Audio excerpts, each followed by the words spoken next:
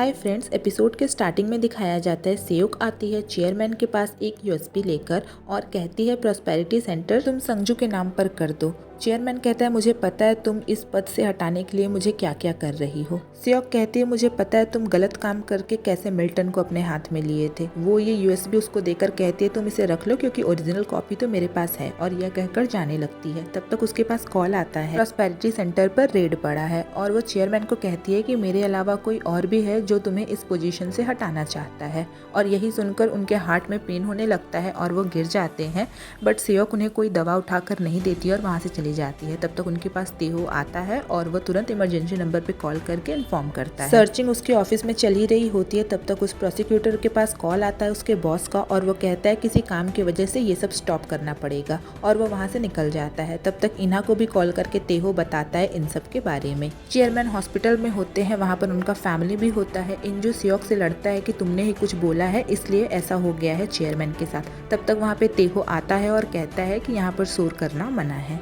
और शायद आप लोगों को अब यहाँ से जाना चाहिए। तो सेयोक जाने लगती है, बट वहाँ पे हिजू भी रहती है और तेहो और हिजू एक दूसरे को देखते हैं। सेयोक बाहर निकल के हिजू से कहती है तुमने अपनी शादी के बारे में कुछ सोचा। हिजू कहती है पापा हॉस्पिटल में भर्ती हैं और अभी भी आपको शादी का ही पड़ा है। तो वो कहती है इसीलिए तो कह रही हूँ जल्दी शादी कर लो ताकि तुम अपने भाई का कुछ हेल्प कर पाओ। इधर इंजू और उसकी वाइफ घर जा रहे थे, तो इंजू कहता है काश तेहो मेरे साइड पे होता। तो उसकी वाइफ कहती है तुम उसे खरीद भी तो सकते हो। और इधर संजू अपने माँ से पूछता है कि मिल्टन के बारे में तो सिर्फ हमें पता था ना। तो वो कहती है शायद कोई दुश्मन है चेयरमैन का और भी। तेहो के पास इन्हा का मैसेज आता है और वो उसे हॉस्पिटल के बाहर मिलने जाता है। तो इन्हा कहता है तुमने तो कहा था कि तुमने सब कुछ संभाल लोगे, तुम्हें क्या लगता है अभी भी तुम्हारे ऊपर भरोसा किया जा सकता है। तेहो कहता है मुझे पता है तुम्हें किस बात की चिंता हो रही है। इन्हा कहता है मेरे लिए वो उतना मैटर नहीं करता है। तेहो कहता है मेरे लिए करता है, और तुम ही अगर डगमगा जाओगे तो कैसे काम चलेगा। इन्हा ठीक है बोलकर वहाँ से चला जाता है। तेहो के पास कॉल आता है और वो इंजू से मिलने जाता है। इंजू कहता है अगर तुम मेरी साइड आ जाओगे तो ये घर देख रहे हो ना इतना बड़ा, ये मैं तुम्हें दे दूंगा। तो तेहो कहता है मैं चेयरमैन को धोखा नहीं दे सकता हूँ। तो इंजू कहता है तुम्हें फायदा होगा। तेहो कहता है अगर देना ही है तो कुछ बड़ा ऑफर करो, और तेहो ये कहकर चला जाता है कि मैं आपके ऑफर के बारे में सोचूंगा। तेहो अकेले खड़ा रहता है। हिवॉन उसके पास आती है और कहती है चेयरमैन का तो ऐसा हालत हो गया है, अब हमें क्या करना चाहिए। तो तेहो कहता है अभी हमें वेट करना चाहिए। हिवॉन कहती है तुम हमेशा ही ऐसा बोलते हो, मुझे तुम्हारे ऊपर अब भरोसा नहीं हो रहा है। तो तेहो कहता है तुम्हारा तो लास्ट मोटिव है शादी करना, तो कर लो, या फिर अगर इसका कोई सॉल्यूशन है तो अपना दिमाग चलाओ और सॉल्यूशन निकालो। तेहो आता है चेयरमैन के पास और हम देखते हैं चेयरमैन बिल्कुल ठीक रहता है, और चेयरमैन हंस के पूछता है कि हम लोग जो ये एक्टिंग कर रहे हैं, प्लानिंग कर रहे हैं, इसमें किसका फायदा है। तो तेहो कहता है कि इसमें हम दोनों में से किसी का कोई फायदा नहीं है।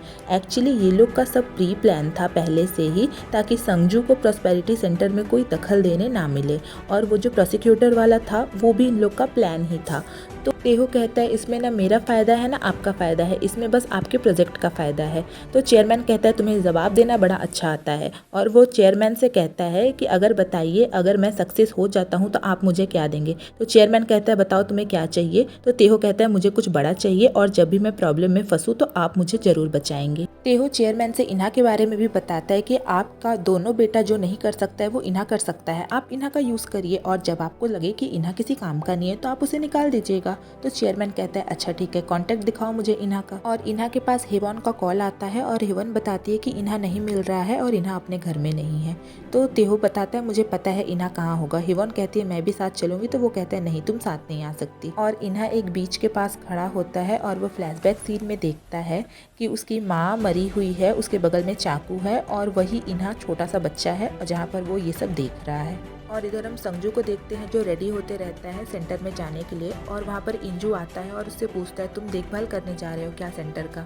तो संजू कहता है हाँ, अगर मैं नहीं जाऊँगा तो तुम जाओगे क्या। इन्हा को परेशान देख तेहो कहता है चेयरमैन बिल्कुल ठीक है, मैंने तुमसे ये बात छुपाया था, और इन्हा उसे तेज से खींच कर मार देता है। तेहो कहता है मेरा बात तो सुनो, तुम्हें चेयरमैन बनाने के लिए मैंने अपनी पूरी जिंदगी दांव पर लगा दी है, और तुमको क्या लग रहा है मैं तुम्हारे साथ गेम खेल रहा हूँ। तो इन्हा कहता है सच सच बताओ तुम सिर्फ मेरे लिए ये सब कर रहे हो, तुम्हें कुछ नहीं चाहिए क्या। तेहो कहता है सुन लो, हाँ मुझे कुछ नहीं चाहिए, मैं ये सब सिर्फ तुम्हारे लिए कर रहा हूँ, और चेयरमैन अब तुमसे मिलना चाहते हैं, अब तुम उनका तीसरा बेटा बनने के लिए तैयार हो जाओ। इधर हिजू आती है हुइजन से मिलने और उससे मिलकर कहती है कि देखो मैं तो तुमसे शादी नहीं करने वाली हूँ, और वो ये बोलकर चली जाती है।